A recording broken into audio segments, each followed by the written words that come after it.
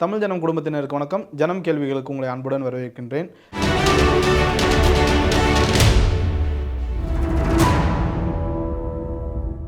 தமிழ்நாட்டில் அமைச்சரவையெல்லாம் அமைஞ்சிருக்கு. அடுத்தடுத்த பரபரப்பான அரசியல் தொடர்ந்துகிட்டே இருக்குது.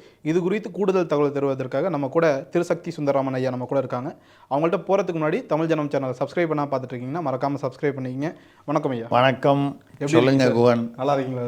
நல்லா இருக்கேன். எப்படியோ ஒரு வழியாக கிட்டத்தட்ட 60 ஆண்டுகள் கழித்து தமிழ்நாட்டில் கூட்டணி ஆச்சு. திமுக சொன்னிச்சு மத்தியில் கூட்டாட்சி, மாநிலத்தில் சுயாட்சி. அது மாறி மத்தியிலும் கூட்டாட்சி, மாநிலத்திலும் கூட்டாட்சிங்கிற ஒரு இது வந்திருக்கு. இதை எப்படி பார்க்குறீங்க? முதல்ல நீங்கள் சொன்னதை நான் அப்படியே ஏற்றுக்கிறேன். ஒரே ஒரு வார்த்தையை மட்டும் கொஞ்சம் உங்களுடைய அனுமதியோடு திருத்திக்கிறேன். நீ உங்களுக்கு இல்லாத இல்லை நீங்கள் ஒரு வழியான்னு சொன்னீங்க. இல்லை, பல வழியா. ஆமாம் சார். இல்லையா? பல கதவுகள் வழியா. ஆமாம், ஒரு வழி மட்டும் இல்லை, இது பல வழி. உங்களுக்கு என்ன சொல்கிறேன்னு நேர்களுக்கு நிச்சயமாக புரியும். அதாவது விஜய் அவர்கள் எதுவுமே தமிழ்நாட்டு மக்களுக்கு நல்லது என்பது ஒரு நிலையான ஆட்சி இருக்க வேண்டும் என்பதை ஒரு தமிழ்நாட்டு குடிமகனாக நம்ம ஏற்றுக்கொள்கிறோம். ஆனால் அது அந்த நிலையான அப்படிங்கிறது எப்படி வருது அப்படின்றது தான் அங்கே உள்ள விஷயமே. இப்போ பார்த்தீங்கன்னா அவர் திமுக கூட்டணியிலேருந்து இவங்க நாங்கள் திமுக கூட்டணியில் கொள்கை கூட்டணி தொடர்ந்து திமுக கூட்டணியில் தொடர்வோம்னு சொன்ன திருமாவளவன், IUML, அதுக்கப்புறம் மார்க்சிஸ்ட்டு தவேகாவுக்கு ஆதரவே இல்லைன்னு சொன்னாங்க முதல்ல. அதுக்கப்புறம் கம்யூனிஸ்ட், இடது கம்யூனிஸ்டுகள் கொஞ்சம் இப்படியும் அப்படியுமா பேசுனாங்க. இப்போ மொத்தம் இவங்க இங்கே வந்துட்டாங்க. காங்கிரஸ் முதல்லையே வந்துருச்சு. அவங்களுக்கு 2 மந்திரி கொடுக்குறேன்னாங்க, கொடுத்துட்டாங்க. அது வரைக்கும் அது அப்படி செட்டில் ஆகிடுச்சு. அவங்க ஃபஸ்ட்டே போய் நேரடியாக போய் சேர்ந்துட்டாங்க. அவங்க முதல்ல போய் அது கடைசி போட்டாங்க பஸ்ஸில். இந்த பஸ்ஸில் ஜன வழியாக துண்டு போட்டாங்க. இவங்கெல்லாம் அப்படியே சுற்றிக்கிட்டு ஏறி வந்தாங்க. ஏறலாமா வேணாமா, ஆமாம், ஏறலாமா வேணாமான்னு யோசனை பண்ணியிருந்தாங்க. அவங்க முதலே ஜன வழியாக கட்சி புள்ள போட்டாங்க. அது ரைட்டு, அது ஒரு பக்கம் நடந்துருச்சு. ரெண்டாவது காங்கிரஸை பொறுத்த வரைக்கும் 2029 விஜயை வச்சுக்கிட்டு தென் மாநிலங்களில் எவ்வளோ தூரம் ஒரு விஜயுடைய முக ஈர்ப்பை வச்சுக்கிட்டு செல்வாக்கை இம்ப்ரூவ் பண்ணலாம், அதை வச்சு ராகுல் காந்தியை காப்பாற்றலான்னா அவர் ஏற்கனவே இது வரைக்கும் 100 தோல்வின்னு செஞ்சுரி அடிச்சிட்டாருன்னு சொல்லிலாம் அவர் மீது விமர்சனங்கள் இருக்கும் பொழுது அதை கொஞ்சம் சரி செய்யலாம் அப்படிங்கிற அளவுக்கு பண்ணிட்டாங்க. திமுகவில் அதான் இப்போ திமுகவில் பார்த்தீங்கன்னா விடுதலை சிறுத்தை திருமாவளவனையும் ஒருத்தரையும் திட்ட ஆரம்பிச்சிட்டாங்க. என்னென்ன சார், ஆரம்பத்தில் மற்ற கம்யூனிஸ்டுகள்லாம் முன்னாடி போய் ஆதரவு கொடுத்துட்டாங்க. திருமாவளவன் கடைசி வரைக்கும் யோசிச்சுட்டே இருந்தார். கடைசியில் ஒரு வழியாக நான் ஆதரவு தரேன், ஆனால் எனக்கு எந்த ஆட்சியில் எந்த பங்கும் வேணாம், நாங்கள் மினிஸ்ட்ரியிலலாம் எதுவும் வரமாட்டோம்னு சொல்லி ஒதுங்கியிருந்தாங்க. திடீர்னு எப்படி இந்த மனமாற்றம்? நிபந்தனையற்ற ஆதரவுன்னு சொல்லுவாங்க. ஆமாம், அப்படி சொன்னாலே என்ன அர்த்தம்னா நிபந்தனைகள்லாம் நாங்கள் கொடுத்துருக்கோம், அது இன்னும் எங்களுக்கு தெரியலன்னு அர்த்தம். அரசியலில் எப்பவுமே நீங்கள் ஒரு விஷயம் சொன்னாங்கன்னா அதுக்கு ஆப்போசிட்டாக தான் உள்ளுக்குள்ளே நடக்குதுன்னு அர்த்தம். எங்கள் அப்பன் குதிரைக்குள்ளே இல்லை அப்படின்னு சொன்னால் அங்கே தான் இருக்காருன்னு அர்த்தம். அந்த மாதிரி அது நிபந்தனையற்ற ஆதரவுன்னு சொன்னாலே அது உண்டுன்னு. ஏன் அவர் அமைச்சர் எங்களுக்கு வேண்டான்னு சொல்லிட்டு இருந்தாருன்னா அப்போது ஒரு பேச்சு அடிபட்டு இருந்தது.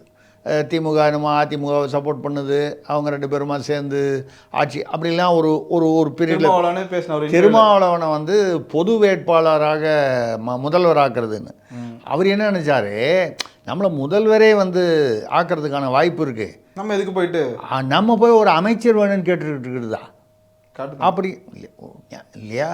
அந்த மாதிரி ஹெட்மாஸ்டர்னு ஸ்கூலில் போடுறேங்கிறாங்க, பிரின்சிபல்னு காலேஜில் போடுறேங்கிறாங்க, நம்ம போய் வாத்தியார் வேலைக்கு போய் கேட்கணுமா நம்ம கட்சியிலேருந்து அப்படின்னு ஒரு இதில் கொஞ்சம் இப்படியும் அப்படியுமா பேசிகிட்டு இருந்தார். கடைசியாக அது ஒர்க் அவுட் ஆகலை. அவர் எடப்பாடி ஒத்துக்க மாட்டேன்ட்டாருன்னு சொல்கிறாங்க. அது அந்த பக்கம் கேட்டால் வதந்திங்கிறாங்க. திருமாவளவன் எனக்கே தெரியும், என்னோட நண்பர்கள் பேசினாங்க, என்கிட்ட கூட கூப்பிட்டு பேசுனாங்கலாம் சொல்கிறாரு. ஆக அவர் முதல்வர் எதிர்பார்த்தார். ஆசைப்படுவதில் இன்னும் தவறே இல்லை, எல்லாரும் ஆசைப்படுறாங்க. அவர் நிற்கணுன்னே ஆசைப்பட்டாரு. ஆமாம், அப்புறம் நிற்க முடியாத அழுத்தங்கள்னால அதான் காட்டு மன்னார் கோயிலில் நிற்கிறேன்னு சொன்னார். அப்புறம் திடீர்னு யாரோ ஒருத்தர் அந்த பக்கமாக போயிருந்தார். அவர் காங்கிரஸில் அவரை கூப்பிட்டு அவரே காங்கிரஸில் சீட்டு கேட்டேன், எனக்கா, நான் விசிகளில் மெம்பரே இல்லையே அப்படின்னாரு. சரி கொடுத்துட்டாரு, ஜெயிச்சிட்டார். கடைசியில் அவர் ஜெயிக்கவும் ஜெயிச்சிட்டார். விசிகாவையே சேர்ந்து இயக்கத்திலேயே இருந்தவங்க நிறைய பேர் தோத்துட்டாங்க. ஜெயிச்சிட்டாரு. அவரும் வன்னியரசு. அண்ணா அது அக்கா மகள் கூட போட்டி போட்டு தோத்துட்டாங்க. அவங்க மாலதி அவர்கள் ஜெயிக்க வைக்கணும் கஷ்டம்லாம் பட்டாரு, அதுவும் நடக்கலை. ஆமாம், அவங்களாம் அதெல்லாம் மீறி இதெல்லாம் தாண்டி அவங்க 2 பேர் ஜெயித்தாங்க. இப்போது வன்னியரசு அதில் நம்ம பார்த்தோம்னா அவருக்கு ஒரு வன்னியரசை ஆக்குவதில் பார்த்தீங்கன்னா ஆளூர் ஷானவாஸ் மற்ற சிந்தனை செல்வன் போன்றவங்களுக்கெல்லாம் வந்து அதில் வந்து விருப்பம் இல்லை. ஏன்னா வன்னியரசு அப்புறம் கட்சியை ஹைஜாக் பண்ணிடுவாரோ அப்படிங்கிற ஒரு ஒரு ஒரு அவங்களுக்குள்ள அது கட்சி ரீதியாக அவர் எப்படி வேணா இருந்துட்டு இருந்தாலும் ஒரு அவருக்கு மேலே ஆல்ரெடி பல குற்றச்சாட்டுகள் இருக்குது. அவர் வந்து ஒரு கொலை வழக்கில் வந்து ஆயுள் தண்டனை கொடுத்து அது இப்போ ஏதோ தடை வாங்கி இருக்கிறதா சொல்கிறாங்க. பிஜேபி தரப்பில் மற்ற எதிர்கட்சிகள்லாம் கூட இப்போ மீடியாக்களில் வந்துக்கிட்டு இருக்கு. அப்படிப்பட்ட ஒருத்தர் அந்த தடை நாளைக்கு ஒரு கால் நீங்கிச்சு, ஏதாவது சிக்கல் வந்ததுன்னா என்ன பண்ணுவாங்கன்னு தெரியல.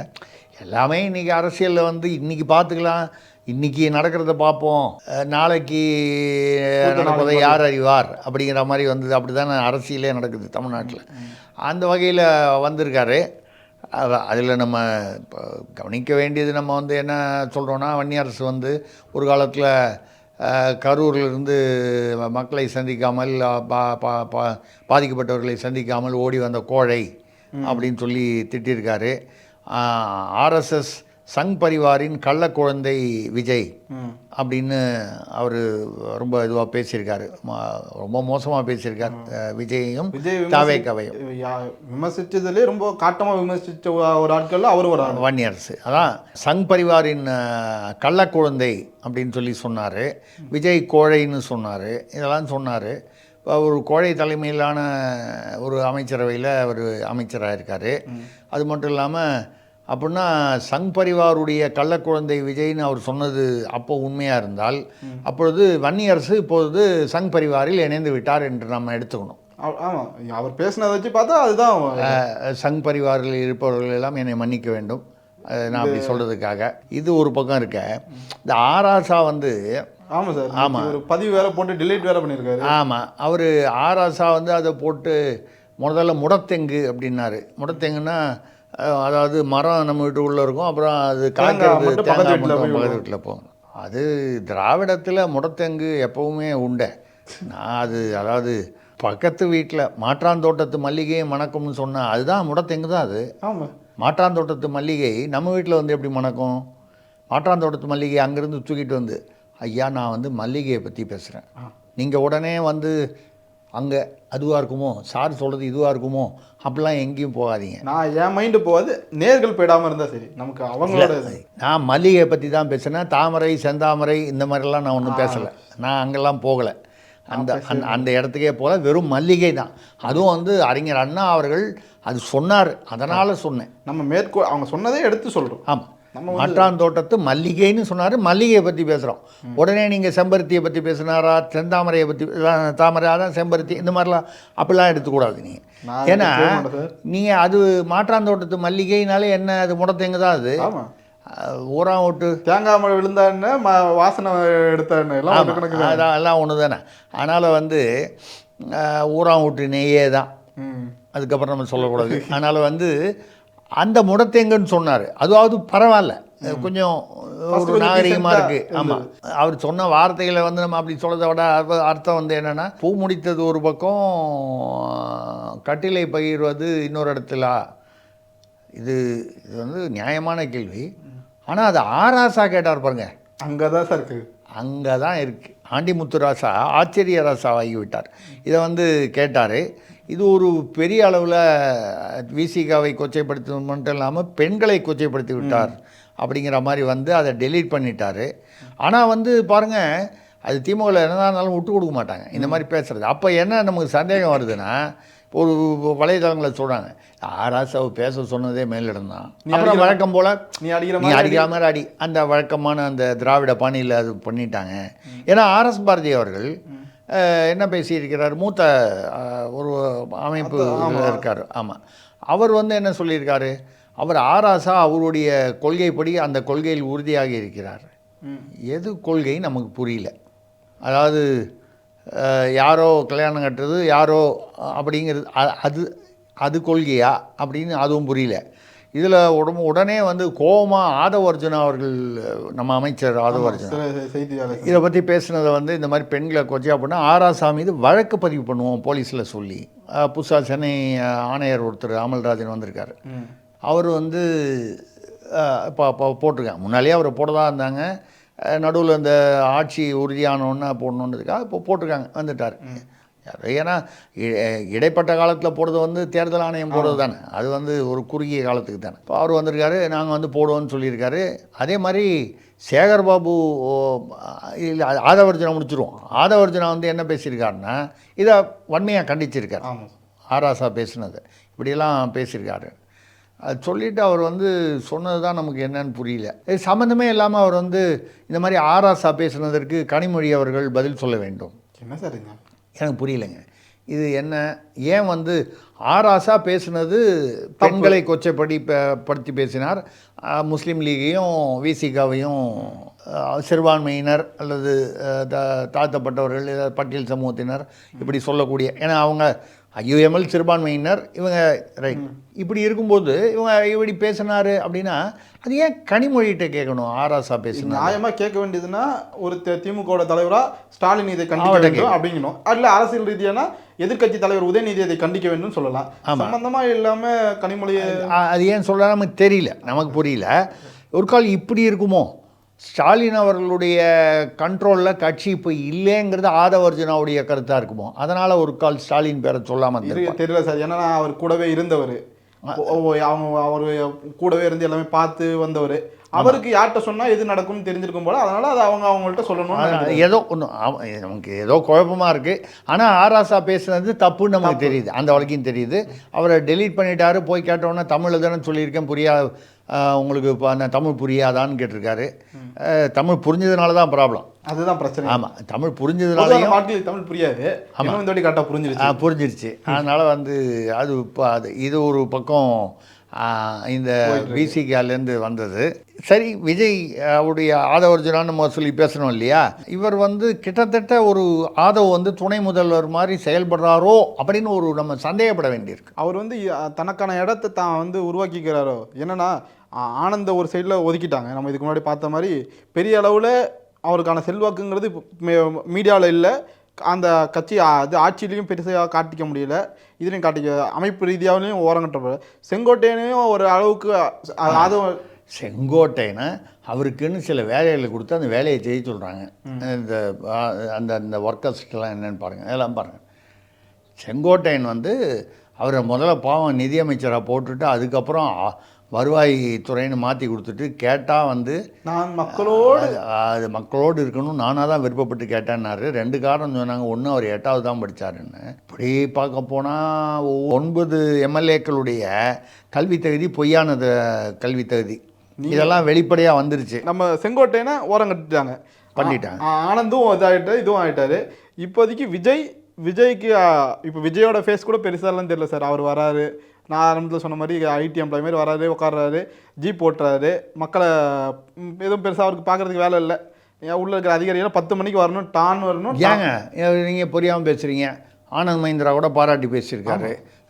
பொலிரோ வண்டி அவரே ஓட்டி பார்த்தாரு. சினிமாவிலேருந்து வந்ததுனால அந்த சினிமாவுக்கும் அரசியலுக்கும் உள்ள அந்த அந்த அந்த அந்த அந்த வித்தியாசத்தை அவர் வந்து உணர்ந்து, இதுதான் வந்து அது ரீல், இது ரியல் அப்படிங்கிறத உணர்வதற்கு நம்ம கொஞ்சம் அவகாசம் கொடுக்கணும். நம்மளும் வந்து உடனடியாக அவர் அரசியல்வாதி வேஷம் போட்டாருன்றதுனால உடனே நம்ம வந்து ஏன் வந்து இப்படி ஏன் அப்படின்னு விமர்சனம் பண்ணுறது ரொம்ப தப்பான பழக்கம். அது நம்ம அதை பண்ண மாட்டோம். ஆனால் இப்போ என்னன்னா ஆதவர்ஜனா ஒரு பக்கம் அவருடைய ஆளுமையை தக்க வச்சுக்கிறாரு. நான் தான் விஜய்க்கு அடுத்து நான் தாங்கிறத தொண்டர்களுக்கும் கட்சி நிர்வாகிகளுக்கும் அமைச்சர்களுக்கும் ரொம்ப ஆழமாக பண்ணிட்டு. எனக்கு அதில் ஒரு நமக்கு புரியாததுனால ஒரு குழப்பம் என்னென்னா, ஆதவர்ஜனா என்ன சொல்கிறாரு, சிஎம்டியில் ஸ்கொயர் ஃபீட்டுக்கு 40 ரூபான்னு வசூல் பண்ணிட்டு இருந்தாங்க, அதெல்லாம் நிறுத்திட்டோம். அப்புறம் வந்து டாஸ்மாகில் வந்து இந்த அமைச்சர் நிதின்னு இருந்தது, அதெல்லாம் நிறுத்திட்டோம். அப்புறம் இந்த ஷார்ட் டேர்ம் டெண்டர்லாம் இருந்தது, அதெல்லாம் நிறுத்திட்டோம். இவங்க வந்ததுக்கப்புறமும் அந்த ஷார்ட் டேர்ம் டெண்டர் ஒன்று காலையில் போட்டு 6 மணி நேரத்தில் நடந்தது. இவர் ஆனந்தோட துறை, அவர் துறையில் அது கூட வந்து அவங்களுடைய நாலேஜ் இல்லாமையே நடந்திருக்குமோ அப்படின்னு சொல்லலாம். அப்புறம் நிறைய மின்வெட்டெல்லாம் இப்போ நடந்துக்கிட்டு இருக்குது. அதுக்கு என்ன சொல்கிறாங்கன்னா, அந்த மின்வெட்டெலாம் வந்து இதை முன்னாலேயே பார்க்கலன்னா அவங்க புதுசு, இந்த வெயில் காலத்தில் எல்லோரும் ஏசி போடுவாங்க, ஃபேன் போடுவாங்க, அதிகமாக நைட்லாம் பகல்லையும் போடுவாங்க. சாதாரண காலத்தோட இந்த காலத்தில் அதிகமாக பயன்பாடு இருக்கும். இல்லை, அது அவங்களுக்கு எப்படி தெரியும்? புதுசு அவங்க புதுசு இல்லையா? காலம் கொடுக்கணும் இல்லையா? இது நீங்கள் ஒரு டைம் கொடுக்கணுமா இல்லையா? வெயில் காலத்தில் மின்சாரம் அதிகமாகும். இப்போது அவர் என்ன சொன்னார், முதல்வர் பதவி ஏற்கும்போதே என்ன சொன்னார், 10 லட்சம் கோடி கடன் இருக்கு, அதனால் வெள்ளை அறிக்கை கொடுத்துருவோம். அது வரைக்கும் அப்படின்னா அவருக்கு தெரியல. உங்களுக்கு எனக்கு முன்னாலே தெரிஞ்சது, பாமர மக்களுக்கெல்லாம் முன்னாலே தெரிஞ்சது 10 லட்சம் கோடின்னு. ஆனால் அவருக்கு அப்போ தான் தெரிஞ்சுது. ஏன்னா அது 2500 கொடுக்கணும் அந்த மகளிருக்குன்னு வரும்போது 1000 ரூபாயை கொடுத்துட்டு மிச்சம் வந்து அதான் நான் சொன்னேன், திராவிட வழியில் அறிஞர் அண்ணா சொன்ன மாதிரி 3 படி லட்சியம், 1 படி நிச்சயம். இப்போ 2500 லட்சியம், இது 1000 ரூபா நிச்சயம். இப்போதைக்கு இது கொடுக்கலான்னா இன்னும் பிரச்சனை ஆகிடும், அதனால் இது நிச்சயம் அது மாதிரி சிலதை வந்து பண்ணார். இதுக்கு மேலே கேட்டால் வெள்ளை அறிக்கையை கொடுத்துட்டு போயிடுவாங்க, பணம் இல்லை, மத்திய அரசு ஒன்றிய அரசு வஞ்சித்து விட்டது அப்படின்னு. இப்போ வந்து இந்த ஆதவர்ஜுனா இந்த பக்கம் வந்து நிறையா அவர் சொல்கிற அறிவிப்புகள்லாம் பார்த்தா உண்மையிலேயே மயிர்கூச்சி எரியுது. சிஎம்டிஏல லஞ்சத்தை நிறுத்தியாச்சு, டாஸ்மாகில் நிறுத்தியாச்சு, மணல் கடத்தல் இல்லவே இல்லைங்கிறார் தமிழ்நாட்டில். நான் இப்படி புரிஞ்சுக்கிட்டேன், தமிழ்நாட்டில் எல்லாமே திமுக வந்து மணல்லாம் கடத்திட்டாங்க, மணலே இல்லைன்னு சொல்லியிருந்தா கூட நம்பியிருப்பேன் நான். அது ஒரு சொல்லியிருந்தா கூட நம்புற மாதிரி இருக்கும், ஏன்னா அவங்க அவ்வளோ பண்ணியிருந்தாங்க. இப்போ வந்து தமிழ்நாட்டில் மணல் கடத்தலே இல்லை அப்படின்னா அப்போ பிராக்கெட்டில் போட்டுக்கணும், அப்போ மணலே இன்னும் மிச்சம் இல்லை அப்படின்னு வச்சுக்கலாம். ஆனால் இப்பொழுது நம்ம இது ஒரு பக்கம் நம்ம சிறப்பான ஆட்சி, சூப்பரான ஆட்சி அப்படின்னு சொல்லி நினைக்கிற மாதிரி வரும்போது அது இந்த சினிமாவில் பார்க்குற மாதிரி தான் இருக்குது. ஆனால் பின்னால் பார்த்தீங்கன்னா இந்த ஜுராசிக் பார்க்குன்னு ஒரு படம் வந்துச்சுல்ல, அந்த காலத்தில் சொல்கிறேன், அந்த காலத்து மனுஷன். அதனால் பார்த்தீங்கன்னா புதுசாக ஒரு அந்த டைனோசர் வரும். அதுக்கப்புறம் அது எப்படி எடுத்தாங்கன்னு சொல்லிட்டு என்னுடைய மகள் வந்து அவங்க பிரபலமான ஒரு திரைப்பட இயக்குனர், நிறைய பேர் தெரிஞ்சிருக்கலாம். அவங்க வந்து ஸ்டீவன் ஸ்பீல்பர்க்கிட்ட ஒரு பீரியடில் இன்டர்னாக இருந்தாங்க, அதாவது அசிஸ்டன்ட் டைரக்டர் மாதிரி ட்ரைனிங்கில் இருந்தாங்க. அப்போ அவங்க அதை தெரிஞ்சுக்கிட்டு வந்து சொன்னாங்க, இந்த ஜுராசிக் பார்க் அது வெளியிலையும் மற்ற இடங்கள்லையும் வந்தது. இந்த ஜுராசிக் பார்க் நம்ம பார்த்தோம், வேலி மேலே படிப்போம் வரும்போது இந்த சவுண்டெல்லாம் வச்சுட்டு, அது மொத்தமுமே வந்து அவ்வளோ பெருசெல்லாம் ஒரு பொம்மையெல்லாம் வந்து செய்யலைங்க. அது சின்னதாக ஒரு மேஜையில் வச்சு கிராஃபிக்ஸில் பண்ணது. இப்போ ஜுராசிக் பார்க்கு தான் நடக்குதோன்னு எனக்கு ஒரு சந்தேகம். ஏன்னு கேட்டால் இந்த பக்கம் அவர் இப்படி சொல்கிறாரா, அந்த பக்கம் வந்து இதில் கோவிலே இங்கே அவர் பேர் குழி செல்வராஜ் அப்படின்னு ஒருத்தர், அவர் ஒரு மாவட்ட செயலாளர், நிர்வாகி தவைகால. அவர் மூலமாக அது வந்து ஒரு உதாரணமாக நம்ம சொல்கிறோம் வந்த செய்தியை வச்சு. அவர் இப்போவே வந்து உள்ளாட்சி தேர்தலெலாம் வருது பாருங்கள், அதில் நகராட்சி கவுன்சிலர்னால் 5 லட்சம், இது இதுனா அப்புறம் மாவட்ட கவுன்சிலர்னால் 10 லட்சம், அப்புறம் ஆவின் தலைவர் ஆகணுன்னா 50 லட்சம், இப்படின்லாம் வந்து வசூல் பண்ண ஆரம்பிச்சிட்டாராம். கேட்டதுக்கு ஏதோ ஒரு முக்கியமான தலை பேர் சொல்கிறாராம், நான் எனக்காக வசூல் பண்ணுறேன், தலைமை கொடுக்க மேலேருந்து தலைமையிலேருந்து சொல்கிறாங்க நான் பண்ணுறேன்னு சொல்லி. ஏன்னா இப்போ ஆளுங்கட்சி ஆகிட்டாருன்னா எல்லா கோர்ட்லேயும் அரசு வழக்கறிஞர் போடணும். அது 30 லட்சம் அரசு வழங்கியிருக்கணும், எல்லாத்துக்குமே இது இருக்குது, டேட்டா போட்டு எல்லாத்துக்கும் போட்டு டேபிள் போட்டு வசூல் ஆகிக்கிட்டு இருக்கு. ஆமாம், இந்த வசூலுக்கு வந்து யார் பொறுப்பு அப்படின்னா பெருமாள் ரெட்டி. நீங்கள் உடனே அது முழிக்கிறீங்க பாருங்கள், நீங்கள் பெருமாளை நம்ம வந்து பெருமாள்னு சொல்லுவோம், திருமால்னு சொல்லுவோம், விஷ்ணுன்னு சொல்லுவோம், எப்படி வேணாலும் சொல்லலாம் நம்ம. விஷ்ணு நீங்கள் சொல்கிறத பார்த்தா இப்போ சமீபத்தில் 2 பேருக்கு அரசாங்கத்தில் ஒரு ஆணை வந்தது. இல்லை, முதல்ல ஜோசியருக்கு போட்டாங்க, 24 மணி நேரத்தில் அதை மாற்றி விட்டாங்க. அவர் என்னமோ ராஜ்யசபா எம்பி ஆக போகிறதா சொல்கிறாங்க, தெரியல, ஆக்கிட்டு போட்டோம், அது அவங்க சௌகரியம். ஆனால் வந்து என்னன்னு பார்த்தீங்கன்னா இப்போ இந்த பெருமாள் ரெட்டி இருக்கார், பெருமாள் ரெட்டிக்கிட்ட தான் அவர் யாருன்னு பார்த்தீங்கன்னா, அவர் தான் நான் ஏற்கனவே சொன்னேன், டெல்லி ஷா. அவரை பார்க்கறதுக்காக இவர் போனபோது இவர் தலைவர் சார்பாக நான் வர்றேன் அப்படின்னு சொல்லி பார்க்க போனபோது அவர் வந்து தலைவரை வேணால் பேச சொல்லு, அவர் வர சொல்லு யான்னு சொல்லி அனுப்பிச்சி விட்டார். நம்ம முன்னால் பேசணும். அவர் ஆந்திராவில் கனிம வளங்கள்லாம் டீல் பண்ணுறார். கனிம வளம்னாலே உங்களுக்கு பாதுகாத்து எங்கே வேணுமோ அதை பார்த்து பாதுகாத்து கொடுத்து கனிம வள பரிமாற்றம் சொல்லாமல் அது என்ன வேணாலும் சொல்லலாம் நீங்கள், ரைட்டு, அது பண்ணிகிட்ருக்காரு. அவர் தான் பக்கத்து வீட்டில் வேறு இருக்கார். அப்போது அவருக்கு வந்து இந்த ஒரு பதவி என்ன பதவி?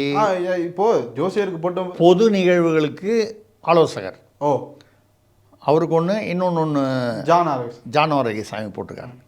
இந்த ஜான் ஆரோக்கியசாமியை பற்றி சொல்லும்போது நம்ம என்ன சொல்லணும்னா, உள்ளுக்குள்ள ஒரு பெரிய போரே நடந்துக்கிட்டு இருக்கு, வெளியில் தெரியல. ஆதவர்ஜுனா வர்சஸ் ஜான் ஆரோக்கியசாமி. யார் வந்து விஜயை கெடுக்கிறது, ஐம் சாரி, விஜய்க்கு நல்ல ஆலோசனைகளை கொடுக்கிறது அப்படின்னு சொல்லி, அதனால் வந்து அந்த வகையில் அவர் 2 பேருமே வியூக வகுப்பாளர்கள் சார். அதனால் ஆமாம் 2 பேருமே ஆமாம் 2 பேரும் அது பண்ணுவாங்க. இப்போ ரெண்டாவது இப்போ எல்லாமே ப்ளஸ்ஸு தான். அவர்கள் மூலமாக வருவது எல்லாமே ப்ளஸ்ஸு தான். ஆமாம், அந்த ப்ளஸ்ஸு தான் அவங்களுக்கு முக்கியம். ஏன்னா கட்சிக்கு ப்ளஸ்ஸு தானே முக்கியம். கட்சி ப்ளஸ் ஆகிட்டே இருக்கணும்ல. இப்போ கட்சி ஆட்சி எல்லாத்துலேயும் ப்ளஸ்ஸாக தான் இருக்குது சார். இப்போ என்னென்ன ப்ளஸ்ஸு தான். ப்ளஸ்ஸாக இருந்தால் தான் ஆட்சியிலேயே பல இடங்களில் நீங்கள் ப்ளஸ்ஸாக இருந்தால் தான் வாழ்க்கையே வந்து உங்களுக்கு அங்கே வந்து உங்களுக்கு எல்லாமே பதவியோ இல்லை அதிகாரமோ இல்லை எல்லாமே ப்ளஸ்ஸாக தான் இருக்கணும். என்ன சார், இவர் விஜய் வந்து இப்போ இவ்வளோ பெரிய இடத்துக்கு வந்திருக்காரு. அவரோட வெற்றியை நம்ம வந்து குறைத்து மதிப்பிடல. அவரோட இதை வந்து நம்ம மதிக்கிறோம். அவருக்கு வாழ்த்துக்களும் நம்ம ஒவ்வொரு நேர்காணலையும் சொல்லிட்டு தான் இருக்கோம். நம்ம அதை இது பண்ணல. ஆனால் இதுக்கு பின்னாடி ஒரு பெரிய ப்ளஸ் நெட்வொர்க் இருக்குது. இதுக்கு பின்னாடி ஒரு பெரிய இது நீண்ட நெடுங்கால திட்டம். அதை வந்து கரெக்டாக சொல்லணுன்னா, நம்ம என்ன நினைக்கிறோன்னா, ஏதோ ஒரு திடீர்னு அரசியலுக்கு வந்துட்டார், 2 வருஷத்தில் கட்சி ஆரம்பித்து ஆட்சியை பிடிச்சிட்டாருப்பா அப்படின்னு சொல்கிறாங்க. சில பேர் வந்து சொல்கிறாங்க, இல்லை அது இவருக்கும் உதயநிதிக்கும் ஒரு ஏதோ ஒரு விஷயத்தில் ஆமாம் அவங்க மக்களுக்கு அது என்ன விஷயம், அதான் அந்த ஒரு விஷயத்தில் வந்த பிரச்சனை. அதனால் வந்து 9 கிரகங்களும் உச்சம் பெற்றிருக்கும் போது அது மாதிரி வரக்கூடியது. அதனால் வந்து அது அந்த நாள் வந்தது அப்படின்லாம் சொல்கிறாங்க. இல்லை அவர் வந்து ஒரு வருஷத்துக்கு ஒரு படம் நடித்தா கூட 200 கோடி வாங்குறதை விட்டுட்டு பொதுமக்களுக்கு தமிழ்நாட்டு மக்களுக்கு சேவை செய்யணுன்னே வந்திருக்காரு. அப்படியும் வச்சுக்கலாம், ஒன்றும் தவறில்லை. ஆனால் என்னன்னால் நல்லா ஞாபகப்படுத்தி பார்க்கணும். நம்ம டைம் டு லீடுன்னு ஜெயலலிதா காலத்திலேயே தலைவான்னு ஒரு படம் போட்டு அதுக்கப்புறம் ரிலீஸ் பண்ண விடாமல், அது அவங்க அப்பாவையும் கூட்டிகிட்டு கொடநாட்டில் 1.5 கிலோமீட்டர் உள்ளே நடந்து போய் அந்த மாதிரி பார்க்க முடியாமல் வாசல்லையே மனுவை கொடுத்துட்டு வந்தார். அதெல்லாம் வந்து அப்புறம் வீடியோவில் போட்டார். அது ஒரு பக்கம். பட் அந்த பீரியட்லேருந்தே இந்த நீட் தேர்வில் ஒரு பெண் மாணவி அனிதான்னு தற்கொலை பண்ணிட்டாங்க. அப்போவே வந்து ஆட்கள் மூலமாக அங்கே போய் வந்து சந்திச்சுட்டு தரையில் உட்காந்து அந்த வீட்டில் இருக்கிறவங்கள அந்த பாதிக்கப்பட்ட குடும்பத்தில் பேசிட்டு வந்தார். அதுக்கப்புறம் ஜல்லிக்கட்டு நடக்கும்போது மாஸ்க் போட்டுக்கிட்டு அவர் யாரோ சொல்கிறாங்க, பெல்கண்டன்னு ஒருத்தர் சொல்கிறாங்க. பெல்லுன்னா அது ரைட்டு. தமிழ்நாட்டில் எவ்வளோ பெல் இருக்குது, மணிகள் நிறையா இருக்குது. அந்த எத்தனையோ மணிகளில் ஒரு மணி, ஆமாம் ஒரு மணி வந்து அவரை அழைத்து கொண்டு போனார். அப்போ பார்த்தீங்கன்னா நீங்கள் இதெல்லாம் இந்த புள்ளியெல்லாம் சேர்த்திங்கன்னா, அப்போ அவர் எப்போலேருந்தோ இதுக்கு ஒர்க் பண்ணுறார். பின்னாடி ஒரு பெரிய நெட்வொர்க் இருக்குது. பின்னாடின்னு நீங்கள் இந்தியாவுக்கு பின்னாடி அந்த பக்கம் அது எங்கேருந்தோ ஒரு நெட்வொர்க்கு. இப்போ வந்து அதுதான் இப்போது ப்ளஸ், அந்த ப்ளஸ் தான் நடத்திக்கிட்டு இருக்கு. ரைட்டு. நம்ம அதை பற்றி ஒன்றும் தவறு சொல்லலை, நம்ம சொல்லலை. எல்லாரும் ஒரு சமநீதி சமூக நீதினு வரும்போது எல்லாருக்கும் வாய்ப்பு கொடுக்கணும். பட் நம்ம சொல்கிறது வந்து ஒருத்தருக்கே. ஏன்னா இப்போ இந்த வீரமணி பாருங்கள், உங்களுக்கு சொன்னால் புரியாது, கரெக்டாக உங்களுக்கு சொல்லணுன்னா ரங்கநாதன் ஐயா, ரங்கநாதன் திராவிட கழகத்துடைய தலைவர். நிறைய பேருக்கு அவருடைய சொந்த பெயர் அது என்னன்னு தெரியாது. எப்படி தட்சிணாமூர்த்தின்னா யாருன்னு தெரியாதோ அது மாதிரி ரங்கநாதன்னா தெரியாது. அவர் வச்சுக்கிட்ட பேர் தான் நமக்கு தெரியும். அதுதானே புனைப்பெயர் தான் என்றைக்குமே ஃபேமஸ் ஆகும். இப்போ கூட பாருங்கள், சுந்தரராமன் சொன்னால் நிறைய பேர் வந்து அப்படியா நீங்கள் திருசக்தியார்னு சொன்னமே, நீங்கள் அவர் இல்லையா நீங்கள் அப்படி. ஆமாங்க, நான் தாங்க திருசக்தி. அந்த மாதிரி புனைப்பெயர் வந்து புகழ் பெறுறதுல வந்து ஒரு தப்பு இல்லை, ஒரு இயல்பான விஷயம். அது எப்படி புகழ் பெறாங்கங்கிறது தான். அவர் வந்து பார்த்தீங்கன்னா அறநிலையத்துறைக்கு ஒரு குறிப்பிட்ட ஜாதியை சேர்ந்தவரை அமைச்சராக போடுவதா, வேறு ஆளே இல்லையா, வேறு மதத்தை சேர்ந்த ஒருத்தர் இவ்வளோ நாள் இருந்தார், அவர் பூத் கேப்சரிங் பண்ணாருன்னு சொல்லி இப்போ அவர் பேரில் வழக்கு வேறு சேகர்பாபு அவர்கள் மீது கொலை வழக்கே வந்து பதிவு பண்ணாங்க 6 பிரிவில். அவருக்கு அது என்ன ஆக போகுதுன்னு தெரியல. இந்த அரசில் சொல்கிறாங்க, பண்ணுவாங்களா, எவ்வளோ தூரம் பண்ணுவாங்கன்னு தெரியல. சொல்லலாம் செய்யலாமா, சொல்லுக்கும் செயலுக்கும் எவ்வளோ இடைவெளி இருக்கும்னு நமக்கு தெரியல. பொறுத்திருந்து பார்ப்போம். நம்மளும் அவங்களுக்கு அவகாசம் கொடுக்கணும், நியாயமான விஷயம். அந்த மாதிரி வரும்போது இவர் வந்து அதுக்கப்புறம் வந்து அங்கே வந்து ஒரு அம்மாவை போட்டாங்க, அந்த துறையுடைய செயலாளர். அவங்களும் வந்து அந்த ஜாதியை சேர்ந்தவர். உடனே பயந்து போய் அவர் சொல்கிறதுக்கு பயந்து போய் மாற்றிட்டாங்க. மாநகராட்சியில் இருந்தார், அவரை தூக்கி கொண்டு வந்து இங்கே போட்டாங்க. ஒரு ஒரு ஒரு ஒரு குமரராக பார்த்து ஒருத்தரை கொண்டு வந்து போட்டாங்க. அவரே குருவாகவும் இருப்பார்.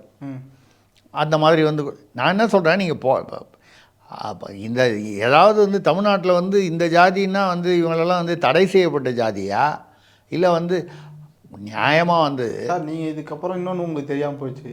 அதுக்கப்புறம் அதாவது துணை முதல்வர் போல் வெளியில் பத்திரிகையாளர் சந்திப்பு நடத்திட்டு இருக்கக்கூடிய ஆதரவு ஒரு பத்திரிகையாளர் சொன்னார் பார்த்தீங்களா என்ன, அதாவது அவர் ஜாதியே எங்களுக்கு தெரியாது.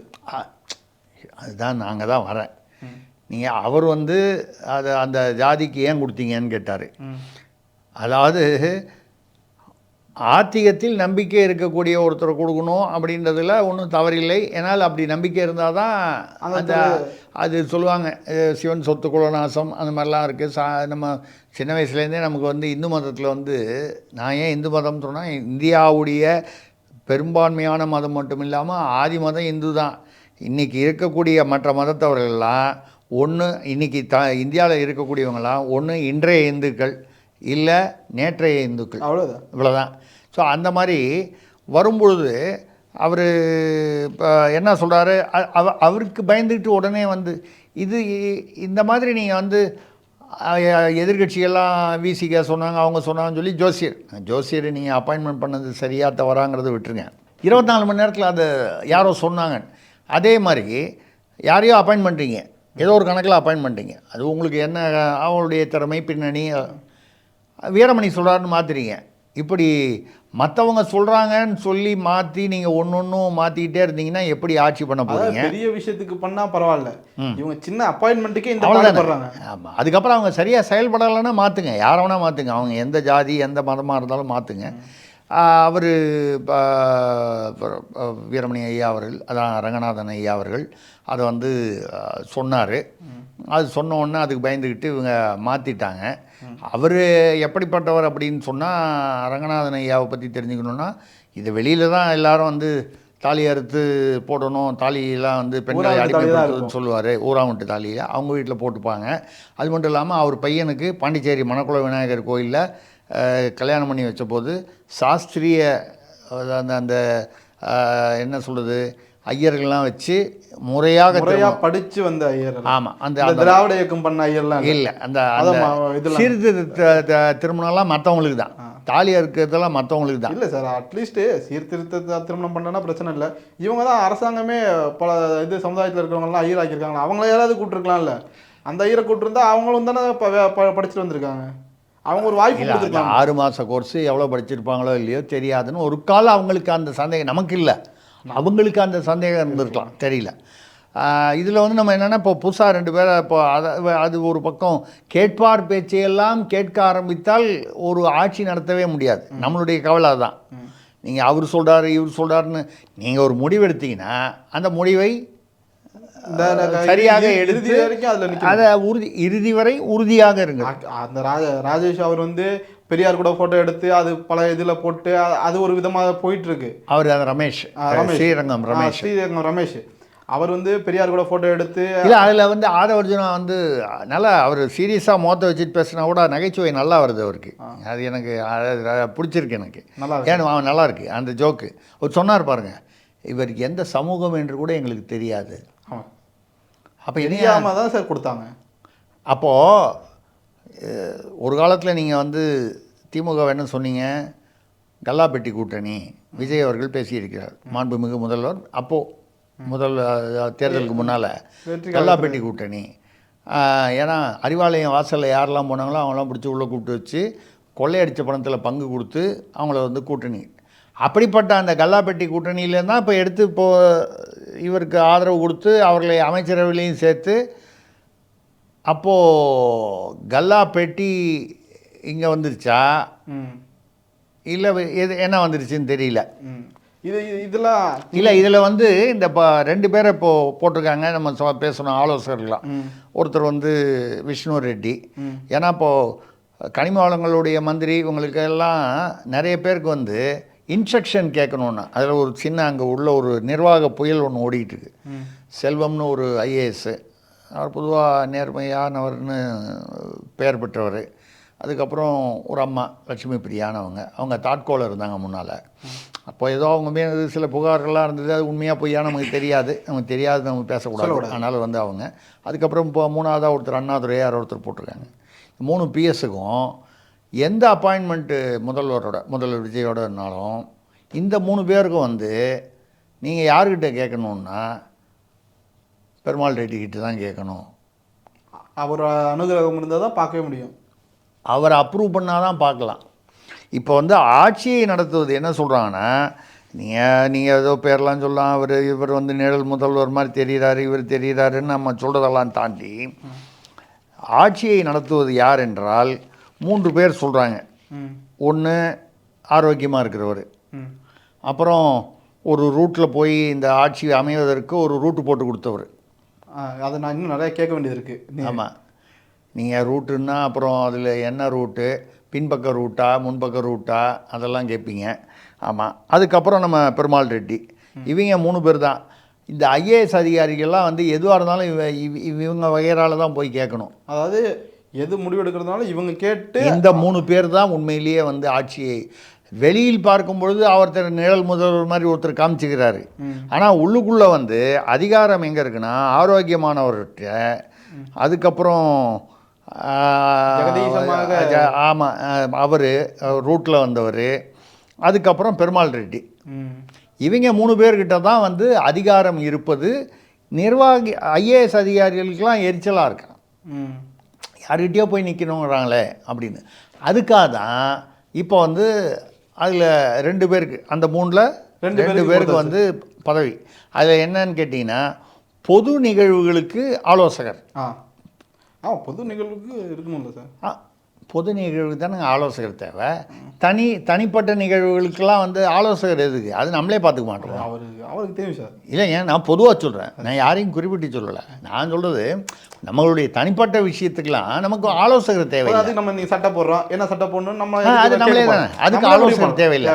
பொது நிகழ்வுகளுக்கு தான் ஆலோசகர் தேவை போட்டிருக்காங்க. அதில் அதுதான் வந்து நடந்திருக்கு. பொது நிகழ்வுக்கு போகும்போது எங்கே போகணும்னு முடிவு பண்ணணும். இப்போ நான் தனி நிகழ்வு என்னோட சொந்த விருப்பமாக நான் எங்கேயாவது போவேன், ஏதாவது பிறந்த நாள் விழாவுக்கோ ஏதாவது ஒரு செல்ல பிராணியை பார்க்கறதுக்கோ ஏதோ ஒரு விஷயத்துக்கு போவேன், பார்ப்பேன், வருவேன். இதுக்கெல்லாம் போய் எதுக்கு ஒரு அதிகாரி? டக்குன்னு சந்தடி கேப்பில் பிராணின்னு சொல்லிட்டீங்களே, அது சரி ரைட்டு. சார் நான் சொல்லலைங்க, செல்ல பிராணின்னு சொல்லிட்டீங்க. அவருடைய பிராணனே அங்கே தான் இருக்குது. அப்படி இருக்கும்போது பிராணின்னு சொல்லிட்டீங்களே, கோச்சுக்கு போகிறாரு, பத்திரம். சரி ரைட்டு. அதனால் சரி, நீங்கள் வேறோ கான்டெக்ஸ்டில் சொன்னீங்க, நான் புரிஞ்சுக்கிட்டேன். நேர்களுக்கு புரியும். சரி, முதல் 2 பேரை நம்ம பேசிட்டோம். இந்த 3ஆவதாக ஒரு அதாவது முக்கியமான நபர், கூடவே இருக்கிற நபர், இந்த ரூட் மாஃபியாங்கிறது இந்த வெற்றிக்கு பின்ன அதிகமாக பேசுகிற ஒரு இதாக இருக்குது சார். என்ன சார் ரூட் மாஃபியா? ஏன்னா எனக்கு எந்த ரூட்டும் தெரிய மாட்டேது. எனக்கு இங்கிருந்து வீட்டில் இருந்து ஆஃபீஸ் போகிற ரூட்டு என்னன்னு கேட்டிங்கன்னா, அதாவது அந்த கமலஹாசன் படத்தில் ஒன்று, முன்பு ஒரு காலத்தில் முருங்கை மலை காட்டுக்குள்ள தந்திரம் மிகுந்த நரி, 3ஆம் பிறையில் ஒரு பாட்டு. அந்த மாதிரி அந்த காலத்தில் குழந்தைங்கிட்ட பாட்டி தாத்தா கதை சொல்கிறதுனாலே ஒரே ஒரு ஊரில் ஒரே ஒரு ராஜா அப்படின்னு தான் ஆரம்பிப்பாங்க. அப்படி தான் நம்ம சொல்ல வேண்டியிருக்கு. இந்த ஈழத்தமிழர்கள், இந்த ஈழத்தமிழர்கள் டயஸ்போரான்னு சொல்லுவாங்க. அது அவங்க ஈழத்தமிழர்கள் அந்த ஈழ பிரச்சனையும் போதெல்லாம் வந்து வெளிநாட்டில் ஐரோப்பிய நாடுகள், மற்ற இந்த பக்கம் மலேசியா, கனடா, இப்படி எல்லா விதமான நாடுகளையும் போய் எங்கள் அகதிகளாகவோ தஞ்சம் படைஞ்சு அப்படியே அங்கேயே செட்டில் ஆகிட்டாங்க. இந்த டயஸ்போரா வந்து முன்னால் பார்த்திங்கன்னா பழநெடுமாறன் அவர்களை போன்றவர்கள், அவங்க வந்து ஒரு பெரிய நெருக்கமான தொடர்பு இருந்தது. எதுவாக இருந்தாலும் அவங்க வந்து அவங்கள தான் கேட்பாங்க. அது அந்த காலம் முடிஞ்சது. அதுக்கப்புறம் கொஞ்ச நாள் வந்து அந்த விஷயத்தை வச்சு அவர் வைகோ ஓட்டினார்.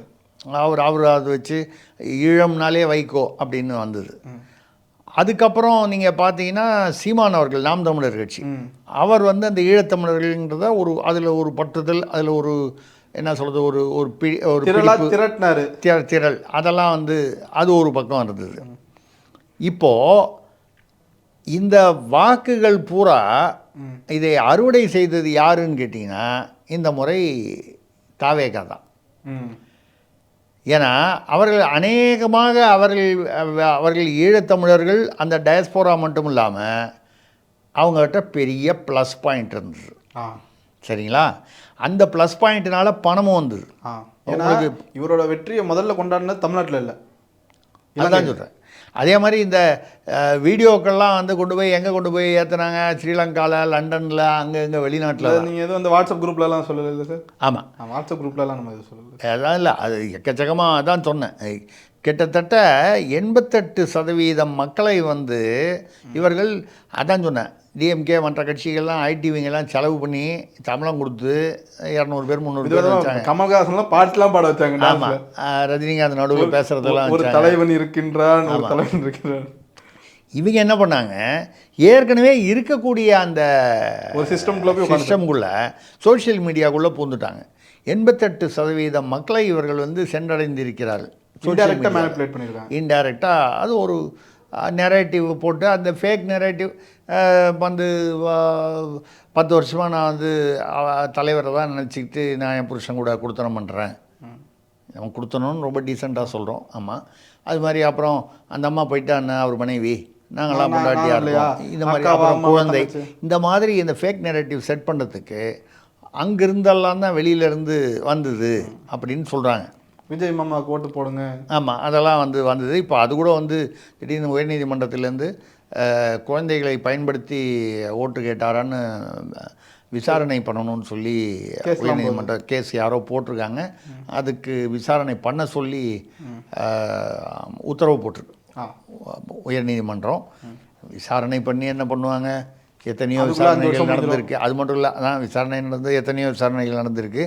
ஆனால் என்ன இப்போ நம்ம ஏன் சொல்கிறோன்னா, இப்போ கூட சமீபத்தில் பார்த்தீங்கன்னா, முன்னாள் உங்களுக்கு ஞாபகம் இருக்கா, முன்னாள் முதல்வர் அதாவது ஸ்டாலின் அவர்கள் இருக்கும்பொழுது அங்கே வந்து ஒரு திடீர்னு ஒருத்தர், நாங்கள் வந்து வீல் சேர் அதாவது மாற்றுத்திறனாளிகளுக்கான கிரிக்கெட் உலகக்கோப்பையில் பாகிஸ்தானை வெற்றி பெற்று ஒரு கோப்பை எடுத்துகிட்டு வந்து காமிச்சார். அடுத்தது அவரே வந்து துணை முதல்வர்கிட்ட போய் அந்த கோப்பையை காமிக்கிறார். ஆனால் வேறு கோப்பை, ரெண்டுமே இந்த புதுப்பேட்டையில் வாங்கினது தான். அது பாத்திரக்கடை, ராசியப்பன் பாத்திரக்கடை, நான் மன்னாச்சியப்பன் பாத்திரக்கடை. அது கூட இல்லை, பாத்திரக்கடையிலேருந்து யூஸ் பண்ணி அப்புறம் மறுபடியும் புதுப்பேட்டைக்கு போனீங்கன்னா அங்கே வந்து இந்த மாதிரிலாம் கடை எல்லாமே கிடைக்கும். இது ஓல்டு. ஆமாம், அது கிடைக்கும், காயலாங்கடைன்னு சொல்கிறது. அதில் வாங்கினது. அதில் அதையே வந்து ஒன்றே 2 இடத்துலையும் யூஸ் பண்ண முடியாதுன்னு தெரியல. அதை விட ஒரு கால் வாங்காமல் வாடகை எடுத்துகிட்டு வந்தாரான்னு தெரியல. இப்போ பார்த்தீங்கன்னா முதல்வரை வந்து மாற்றுத்திறனாளிகள் சங்க நிர்வாகிகள்லாம் சந்திக்கிறாங்கன்னு ஒரு ஒரு சந்திப்பு ரீல்ஸ்லாம் வந்தது.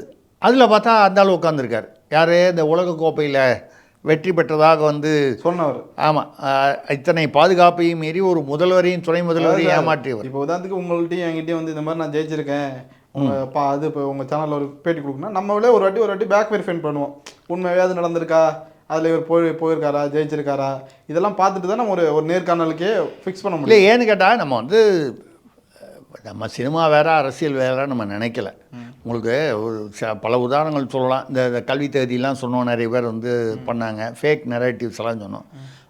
இன்னொன்று சொல்லிடுவோம், கோட்டுன்னு ஒரு படம் வந்துச்சு, கிரேட்டஸ்ட் ஆஃப் ஆல் டைம்ஸ். இந்த கோட்னா நீங்கள் பாட்டில் ஆடு கீடுன்னு நினச்சிக்க போகிறீங்க, அதெல்லாம் இல்லை.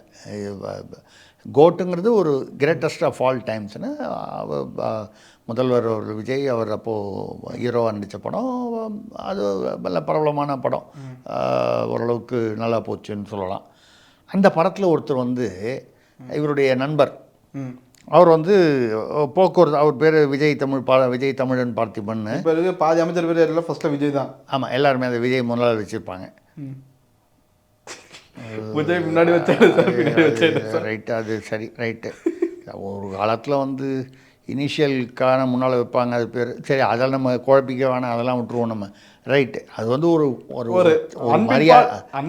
மரியாதை அன்பு, அதனால் வைக்கிறாங்க இல்லையா, அதில் ஒன்றும் தவறில்லை. நம்ம ஒன்றும் அதெல்லாம் வந்து நம்ம பாராட்டுறோம். அதை அவர் வந்து அந்த படத்தில் வந்து ஒரு 2 சீனில் வருவார், போக்குவரத்து காவலர், அதான் டிராஃபிக் போலீஸாக வருவார். அவருக்கு இப்போ போக்குவரத்து துறை அமைச்சர் அன்றைய கணித்தார். நீங்கள் பாருங்கள், என்ன ஒரு தீர்க்க தரிசனம் பாருங்கள். பின்னால் அவர் வந்து நம்ம ஆட்சிக்கு வந்தால் போக்குவரத்து துறை அமைச்சராக வரப்போகிறாருன்னு தெரிஞ்சு அன்றைக்கே அந்த படத்தில் வந்து போக்குவரத்து காவலராக வந்து அவரை நடிக்கிறதுக்கு ஒரு வாய்ப்பு ஏற்படுத்தி கொடுத்தார் பாருங்க. நீங்கள் அந்த படத்தை எடுத்தீங்கன்னா நிறைய விஷயம் இருக்குது சார். விசில் பாட்டு இருக்கும், விசில் போடுன்னு, அப்புறம் கார் நம்பர் 2026 சிஎம்னு இருக்கும். ஆமாம், இப்படி பல அப்போ நீங்கள் அப்போ அங்கேருந்தே பிளான் நடந்திருக்கிறது தவறு ஒன்றும் சொல்லலை. ஒருத்தர் நீண்ட கால திட்டத்தில் வந்து ஒருத்தர் வந்து செயல்படுறாரு அப்படின்னு சொன்னால் அதை நம்ம பாராட்டதான் செய்யும், வாழ்த்தணும். கணிக்க தவறிய திமுக தான் வருத்தப்படணுமே தவிர நம்ம அது அவங்க வந்து இவ்வளோ ஐடி விங்கு இந்த விங்கெல்லாம் வச்சுக்கிட்டு அவங்க வந்து இப்போ பென்னு பென்சிலு எல்லாம் வச்சுருந்தாங்க. ஒன்றும் கடைசியில் எதுவுமே எழுதாமல் போச்சு. தேர்தல் வரும்போது பேனாவும் எழுதலை, பென்சிலும் எழுதலை, எதுவும் நடக்காமல் போச்சு. இதுதான் வந்து அங்கே நடந்தது. மற்றபடி எப்படி வருது அப்படின்னு பார்ப்போம். இப்போது சவால்கள் நிறையா இருக்குது. பொருளாதார ரீதியில் நம்ம பட்ஜெட் சவால்கள் இருக்குது. அதுக்கப்புறம் முக்கியமான ஒரு கேள்வி ஒன்று இது, மேகதாடு, அது பேர் மேகதாடு, அதான் மேகதாடு அந்த அணை. அதில் வந்து டிகே சிவகுமார் அப்படிலாம் உங்களெல்லாம் அனுமதியெல்லாம் கேட்க முடியாது சொல்லிட்டாரு. என்ன சார் இப்போ என்ன சார், இப்போ நீங்கள் பாருங்கள், கேரளாவில் யாராச்சு காங்கிரஸ், தமிழ்நாட்டில் அமைச்சரவையில் அங்கம் வகிக்கக்கூடிய ஒரு ஆட்சி, கர்நாடகாவில் அவங்களுடைய ஆட்சி, தெலுங்கானாலையும் இருக்குது, தெலுங்கானாலையும் இருக்குது. இப்படி எல்லாம் இவங்களுக்கு இப்போ கேரளாலேருந்து தண்ணி வேணுமா? இப்போ மருத்துவக் கல்லூரிலாம் தமிழ்நாட்டில் வந்து கொட்ட மாட்டாங்க தெரியுமா சார்? இனிமேல் கொட்ட மாட்டாங்க. எப்படி சார் கொட்டுவாங்க? ரெண்டு பக்கத்துலேயும் நம்ம ஆட்டி கடல் கடந்து எங்கேயாச்சும் பாகிஸ்தான் பக்கம் அந்த பக்கம் எங்கேயாச்சும் தான் போகணும். அது போயிடுவாங்க. இந்த பக்கம் வந்து தண்ணியில் உடனே கொடுத்துருவாங்க. இல்லை இப்போ பட் நமக்கு என்னென்னா, அப்படி நம்ம நினச்சிட்டு இருக்கும்போது டிகே சிவகுமார் துணை முதல்வர் அங்கே இருக்கார். அவர் வந்து தமிழ்நாட்டிலலாம் அனுமதி கேட்கணும்லாம் அவசியம் இல்லை, நாங்கள் அப்படி தான் கட்டுவோம் அணைன்னு இப்போ நேற்று முந்தானத்து பேசியிருக்காரு. இப்பொழுது இவர் நம்ம காங்கிரஸ் அமைச்சரவையில் இடம்பெற்ற இந்த விஜய் அவர்களுடைய ஆட்சி என்ன செய்ய போகிறது? மேகதாடுவில் தமிழ்நாட்டிற்கு ஆதரவாக செயல்படுமா, இல்லை கூட்டணி தர்மத்திற்காக தமிழ்நாட்டு உரிமையை வழக்கம் போல தமிழ்நாட்டு உரிமை விட்டு கொடுக்கப்படுமா? கச்சத்தீவுலேருந்து நம்ம, ஏன்னா நமக்கு வந்து இந்த வலியும் இந்த அடியும் வலியும் நமக்கு வந்து பழகி போச்சு கச்சத்தீவு காலத்திலேருந்து, இன்னும் அதுக்கு முன்னாலேருந்தே. நீ ஒன்றும் பெரிய வித்தியாசம் இல்லை சார். திமுக ப்ளஸ் டிவிக்கு = டிஎம்கே 2.0, இல்லை 2.0 3.0 நீ 7.1 கூட வச்சுக்கலாம். முன்னால் 6 தடவை இருந்தாங்க.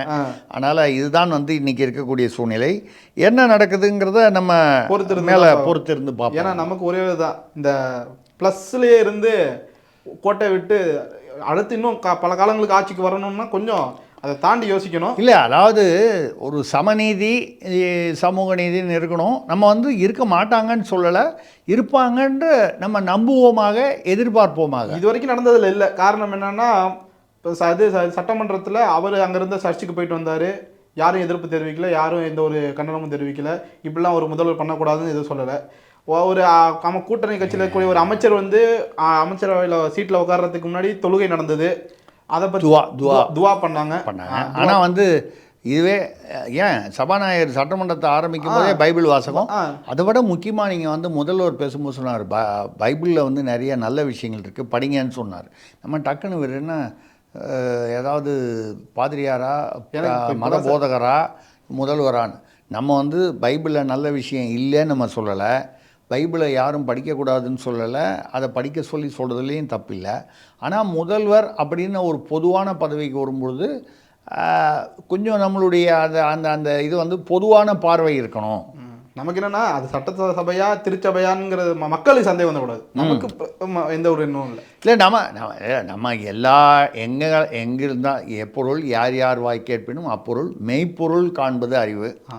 அந்த அளவுக்கு நம்ம வந்து, அதுக்கப்புறம் நம்ம திருவள்ளுவரை பற்றி சொல்லணும், அப்புறம் திருவள்ளுவருக்கும் ப்ளஸ் அடிச்சுருவாங்க, அதை விட்டு வேண்டாது. நம்ம இவ்வளோ நேரம் நிறையா விஷயங்கள் சொல்லியிருக்கோம். இதோட மெய்ப்பொருளில் மக்கள் புரிஞ்சுப்பாங்க. நம்ம வந்து என்ன சொல்லுவோம்னா, இந்த ஆட்சி வந்து மக்களுக்கு நல்லது செய்யணும். இதில் வந்து இதெல்லாம் இந்த ப்ளஸ் மைனஸ் எல்லாம் விட்டுருங்க. நம்ம பொதுவான ஒரு நல்ல எல்லாருக்கும் சொன்னதை செய்யுங்க. நீங்கள் கொடுத்த எத்தனையோ 300 சொச்சம் வாக்குறுதிகள் இருக்குது, அதில் முடிஞ்ச வரைக்கும் செய்யுங்க. கொஞ்சம் கஜானா, அதாவது அவங்க கஜானா இல்லாமல் அரசாங்க கஜானா நிரப்புறதுக்கான வழி, அரசாங்க கஜானாவை நிரப்புங்கள். எதையெல்லாம் ஒழிப்பதாக சொன்னீங்களோ அதெல்லாம் ஒழிங்க. நம்புகிறோம், எதிர்பார்க்குறோம்.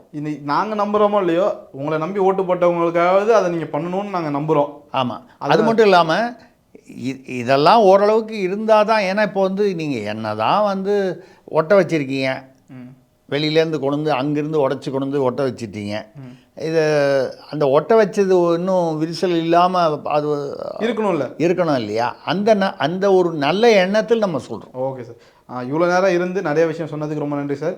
இதை பார்த்துட்டு இருக்கக்கூடிய நம்மளோட நேயர்களும் தமிழ் ஜனம் சேனலை சப்ஸ்கிரைப் பண்ணாமல் பார்த்துட்டு இருக்கீங்கன்னா மறக்காமல் சப்ஸ்கிரைப் பண்ணிக்கங்க. இன்னொரு ஜனம் கேள்வியில் சந்திப்போம். இன்னும் சார்ட்டு நிறைய கேட்க வேண்டியது இருக்குது. அடுத்தடுத்த இதில் நம்ம அதை பார்ப்போம். நன்றி, வணக்கம், ஜெய்ஹிந்த். இது போன்ற சுவாரஸ்யமான புது தகவல்களை தெரிஞ்சுக்க தமிழ் ஜனம் சேனலை உடனே சப்ஸ்கிரைப் பண்ணிக்கோங்க.